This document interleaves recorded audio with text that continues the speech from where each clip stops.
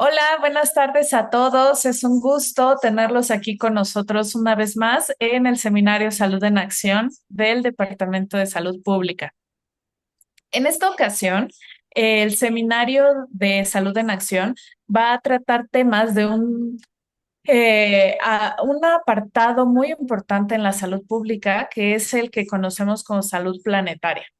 Además de ser un tema muy importante, ha cobrado auge recientemente, lo cual lo hace un tema muy innovador en el tema de la salud, ¿no? Básicamente es un abordaje que conceptualiza cómo la salud de los animales, el medio ambiente y la salud de los seres humanos está íntimamente relacionada y demuestra cómo dentro de este mismo mundo todos tenemos que trabajar por mantenernos sanos.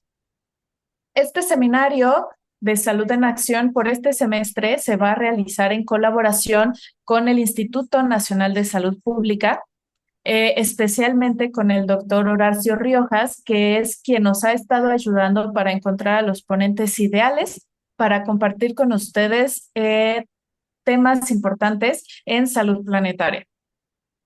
Iliana Cacique va a ser la presentadora de este semestre de Salud en Acción. Ella tiene antecedentes de participar en sociedades estudiantiles y mucha experiencia también en presentación frente a público. Entonces te damos una cordial bienvenida, Iliana. Esperamos que el escuchar a una voz más joven y llena de entusiasmo por la salud pública también comparta con ustedes y los invite a unirse a este tema tan relevante que tenemos en la Facultad de Medicina, que es la salud pública. Entonces, sin más que decir, vamos a empezar con esta sesión del Seminario de Salud en Acción de Salud Planetaria. Adelante, Eliana. Bueno, buenos días, doctor Horacio, ¿cómo se encuentra? Muy bien, muchas gracias por invitarme a su seminario. Estoy muy feliz de que me hayan invitado. Es un gusto tenerlo con nosotros hoy. Le agradecemos mucho por tomarse el tiempo para participar en esta reunión. El día de hoy tenemos una reunión enfocada en la salud planetaria, un tema de gran importancia para nuestra sociedad y el futuro de todos. Este espacio está dirigido especialmente a estudiantes con el fin de proporcionar información actualizada y generar un intercambio de ideas sobre cómo nuestra salud y el bienestar del planeta están interconectadas. Agradecemos mucho su disposición para compartir con su conocimiento con nosotros y pues vamos a comenzar con algunas preguntas. Y bueno, señor Horacio, doctor Horacio, ¿cómo definiría usted la salud planetaria en términos sencillos para quienes no están familiarizados con el concepto? Bueno, buenos días a todos. Sí, como ya se mencionó previamente, digamos que la salud planetaria tiene como dos tipos de conceptos, ¿no? Uno que es como muy aspiracional y que nos dice que la salud planetaria es conseguir alcanzar el mayor nivel de bienestar para el planeta y para quienes vivimos en él. Entonces hay una serie de cosas que tenemos que hacer para contribuir a este bienestar y a este mejoramiento. Pero hay otro concepto de salud planetaria que es más, digamos, estricto y que define mejor lo que es la salud planetaria.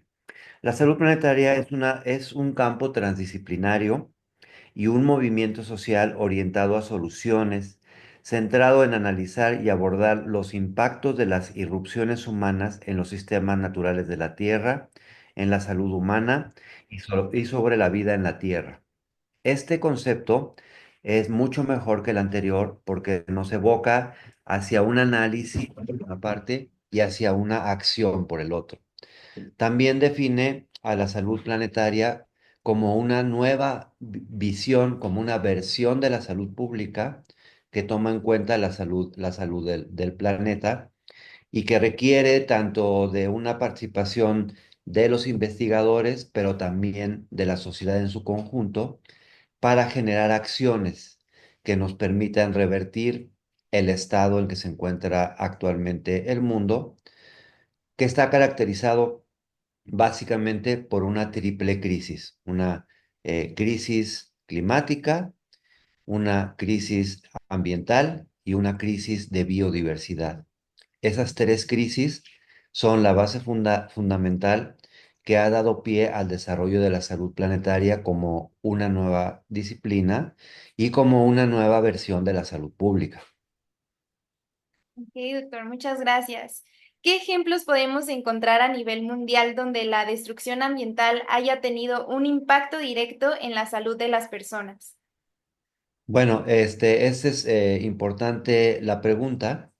La salud planetaria se basa en el análisis de lo que se llaman los 9 límites planetarios, que son condiciones que si se supera su nivel o su umbral, pueden ser irreversibles en términos de los daños que puede producir a las poblaciones humanas y a las poblaciones animales y vegetales.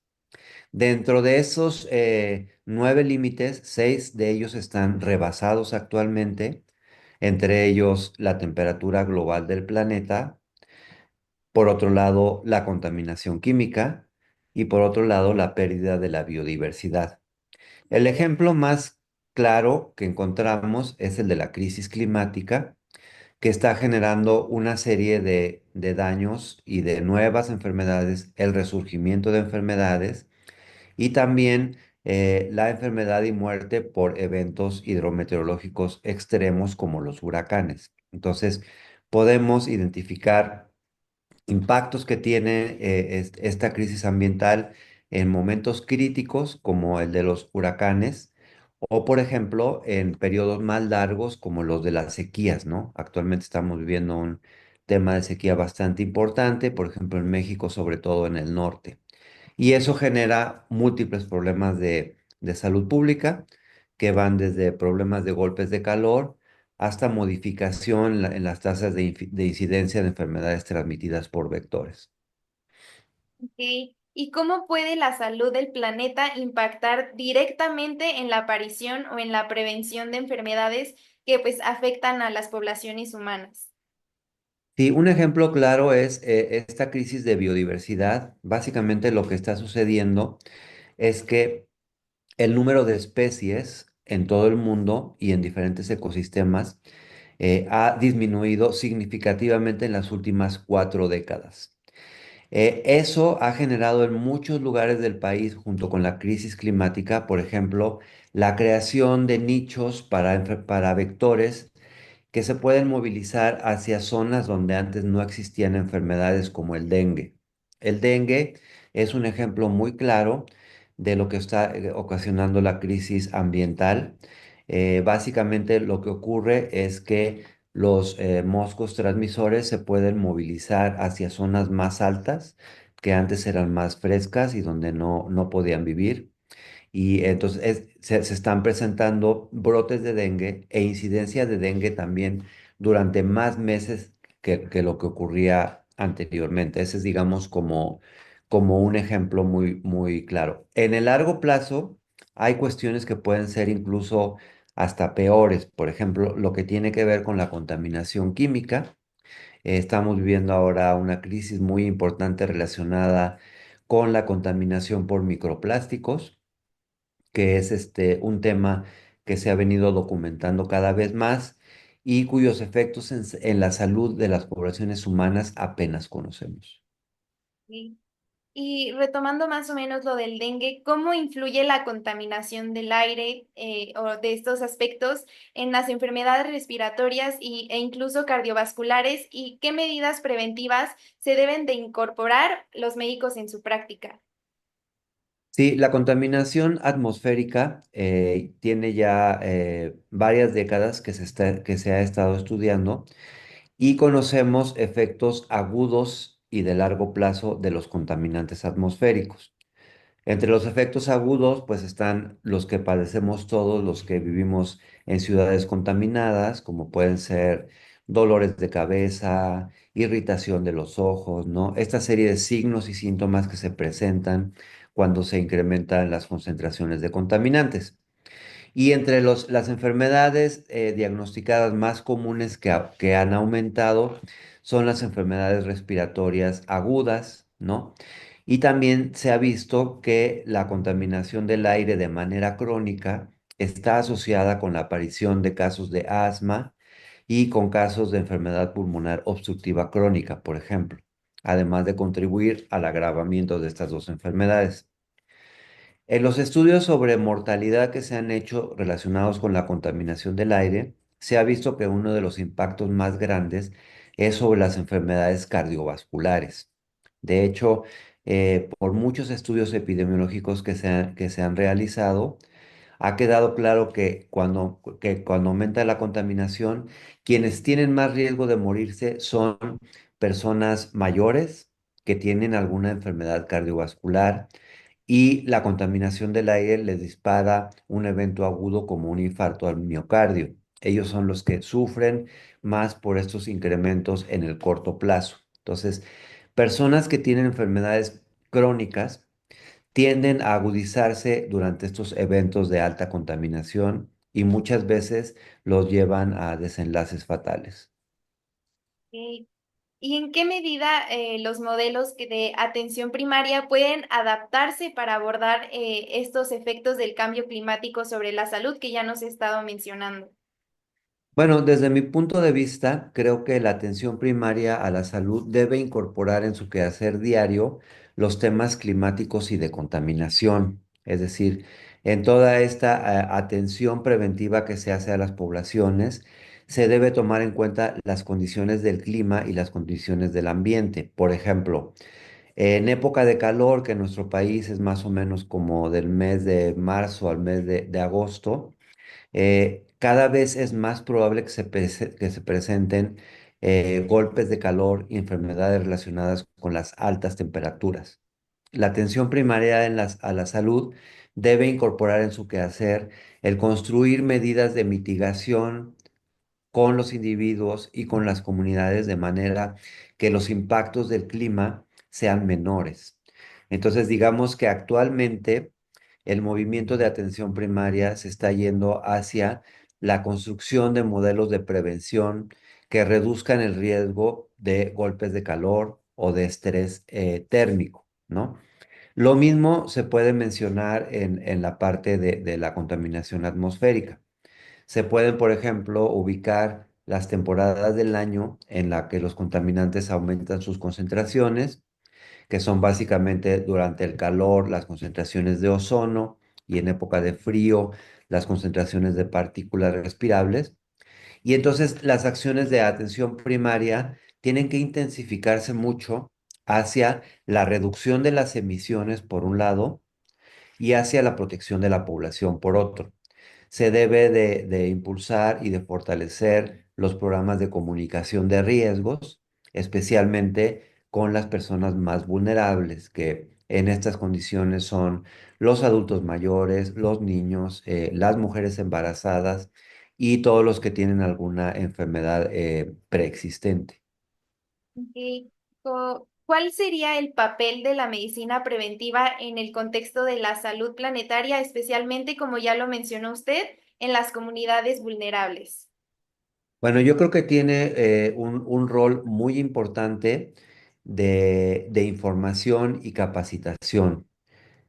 Pienso que el tema de salud planetaria debe de incorporarse en los currícula del personal de salud, no solo los médicos, sino también las enfermeras y otro personal que trabaja en comunidades, tienen que capacitarse y entender cómo las variables ambientales, especialmente el calor y la contaminación, pueden generar padecimientos y enfermedades. Y también, por ejemplo, en nuestro caso, estamos trabajando mucho desde programas de atención primaria con las escuelas y con los padres de familia. Entonces, hay como toda un área de participación comunitaria y de educación para la salud que debe incorporar contenidos de salud planetaria. Y estos contenidos están relacionados con estos 9 límites planetarios que he venido mencionando, ¿no? Entonces, tenemos que incorporarlos cada vez más en la formación de recursos humanos y también en la implementación de programas de prevención. Ok, muchas gracias. En su opinión, ¿cómo pueden los estudiantes de medicina o los estudiantes del área de la salud integrar el concepto de salud planetaria en su formación académica y pues en su futura práctica profesional? Sí, yo creo que es muy importante que los estudiantes se documenten muy bien sobre los estudios que se han realizado hasta la fecha y que detallan mucho cómo los factores ambientales y esta crisis planetaria está afectando el bienestar y la salud. Creo que se tienen que generar contenidos, seminarios específicos sobre salud planetaria, sobre diferentes temas, como por ejemplo microplásticos, contaminación por metales, contaminación atmosférica, cómo se relaciona la pérdida de biodiversidad con la salud, ¿no? Los diferentes impactos que tiene el cambio climático sobre la salud. Hay bastante literatura ya generada y creo que sería muy importante que con los estudiantes de medicina se realizaran seminarios específicos sobre este contenido. Eso por una parte. Y por otra parte, cuando ellos ya tengan todo este conocimiento, va a ser muy importante que lo utilicen en su práctica diaria en la clínica para poder identificar factores de riesgo relacionados con estas enfermedades y para poder dar consejo a la población de qué es lo que pueden hacer en su casa, en su colonia, ¿no? Con respecto a la prevención por todo ese tipo de riesgos. Ok. Como ya lo mencionó, pues hay un campo muy grande para que los estudiantes pues se enfoquen en un futuro en este tipo de temas, pero para usted, ¿qué tipo de investigaciones o qué tema es más importante para usted que deban enfocarse los futuros médicos pues para abordar estos problemas de salud? Sí, mira, en términos de investigación, por ejemplo, hablando de cambio climático, todavía no conocemos todos los impactos que tiene el cambio climático sobre la salud. Digamos, hay temas que sabemos muy bien que tienen que ver con golpes de calor, por ejemplo. Pero actualmente hay investigaciones que se están haciendo, por ejemplo, sobre la situación climática y el desarrollo cognitivo de los niños, ¿no? Hay otro campo, otra línea de investigación que está analizando los efectos del cambio climático sobre la salud reproductiva, ¿no? Hay otro campo que tiene que ver con el calor y las enfermedades renales agudas y crónicas. Entonces, en realidad, el cambio climático ha abierto varias líneas de investigación que tienen que ver con enfermedades en el corto, en el mediano y en el largo plazo. Incluso tema de mortalidad prematura por una exposición a largo plazo al calor, a números de días excesivamente calientes, ¿no? Al incremento de la temperatura en las regiones. Entonces, el cambio climático ha abierto un campo de investigación muy grande en salud pública. Lo mismo podemos decir de las sustancias químicas, que es otro tema muy importante. Para que se den una idea, más o menos existen alrededor de 400.000 sustancias químicas en el ambiente. Y es muy poco lo que conocemos sobre sus efectos en el corto, en el mediano y en el largo plazo. Hay áreas de muchísimo interés, como por ejemplo el de exposición a corto y mediano plazo a sustancias químicas y riesgos de cáncer. Esa es una parte muy importante. También se están estudiando efectos de contaminantes como los plaguicidas en la salud reproductiva, no solo de las mujeres, sino también de los hombres e incluso efectos transgeneracionales de la exposición a los contaminantes, es decir, efectos que se presentan en la siguiente generación, porque muchos de estos contaminantes químicos afectan el DNA y tienen efectos en las siguientes generaciones. Entonces, esa es otra área de investigación muy importante y muy interesante. Y estoy mencionando solamente las que tienen que ver con cambio climático y contaminación química, pero existen más, por ejemplo, las que tienen que ver con pérdida de biodiversidad y salud y enfermedades transmitidas por vectores y zoonosis. Muchas gracias, doctor. Retomando un poquito el tema sobre las enfermedades, ¿Cuáles son las enfermedades emergentes más preocupantes relacionadas con el deterioro del medio ambiente y cómo pues los médicos se deben de preparar para afrontarlas?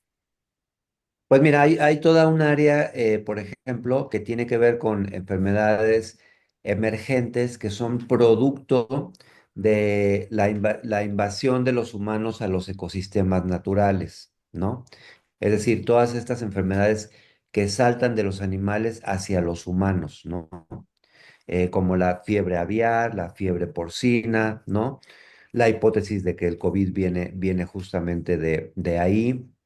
Entonces, están mapeados en todo el mundo una serie de zonas de alto riesgo en las que se pueden producir nuevas pandemias producto de la degradación ambiental y de la invasión de los humanos a los ecosistemas naturales, ¿no? Entonces, es posible que ese tipo de pandemias ocurran y se presenten nuevas enfermedades que hasta ahora no conocemos o variedades de enfermedades que antes no conocíamos, como las nuevas variantes de la fiebre aviar o la fiebre porcina. Entonces, todo este tema de nuestra relación con los animales, ya sea estabulados o libres, es una fuente muy importante que si no cuidamos nuestra relación con el medio ambiente de ellos, puede ser una fuente muy importante de nuevas pandemias. Sí, doctor, muchas gracias. Y bueno, para concluir, ¿qué acciones concretas podrían tomar los futuros médicos para contribuir a la mejora del medio ambiente y la salud planetaria en sus comunidades? Sí, gracias por la pregunta. Yo siempre digo que a esta pregunta se puede responder con acciones que se pueden hacer a nivel individual, a nivel de nuestra casa, a nivel de nuestra colonia, a nivel de nuestro trabajo y a nivel de las políticas públicas, ¿no? Entonces, en todos esos niveles nosotros podemos incidir para comenzar a modificar las cosas, ¿no? A nivel individual, pues tenemos que revisar nuestros patrones de consumo, nuestros patrones de transporte, si estamos emitiendo demasiado contaminantes por el uso de automóviles, por ejemplo, ¿no? A nivel de la vivienda, la manera como estamos, por ejemplo, utilizando y consumiendo energía eléctrica o si estamos o no utilizando energía solar que produce menos emisiones de dióxido de carbono, ¿no? A nivel de la vivienda, son muchas las cosas que se pueden hacer o, por ejemplo, conocer cómo se hace el tratamiento de aguas residuales en nuestra casa y en nuestra colonia. Son cosas que se pueden hacer ahí. A nivel a nivel laboral es muy importante lo que los médicos pueden hacer. Hay, por ejemplo, por una parte, varios estudios que están viendo cómo los propios hospitales y las propias clínicas también generan muchos desechos, ¿no? Y muchos gases de efecto invernadero. Entonces hay toda una corriente para modificar la manera como los hospitales y las clínicas están construidos, para hacerlos ambientalmente más amigables. Podemos tener un seminario solamente sobre eso, ¿no? Entonces, el propio sector salud puede estar contribuyendo con un impacto importante, o por ejemplo el manejo de residuos tóxicos, de medicamentos, de plásticos, ¿no? Tienen un impacto ambiental importante. Desde luego, los médicos en su práctica tienen que estar bien capacitados y tienen que hacer un trabajo de educación para la salud, tanto a nivel del consultorio como a nivel de grupos de médicos, de estudiantes o de escuelas en los que ellos pueden estar participando. En ese sentido, los médicos pueden ser un factor de comunicación y un factor de cambio muy importante. Y finalmente, pues el sector médico, el sector salud, puede influir de manera muy importante en políticas públicas que tienen que ver con el sector salud y que no tienen que ver con el sector salud. Por ejemplo, el tema de la transición energética.